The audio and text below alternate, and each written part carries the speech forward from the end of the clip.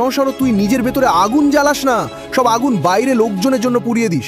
তুই এখন কলেজে, ইউনিভার্সিটিতে বা হয়তো কোনো কিছু নিয়ে দোটানায় আছিস, কিন্তু শোন, যদি এখন না উঠিস, না দৌড়াস, না নিজেকে তৈরি করিস, তাহলে 25-এ গিয়ে দেখবি যাদেরকে আজ হাসাহাসি করছিস ওরাই তোর থেকে অনেক এগিয়ে গেছে।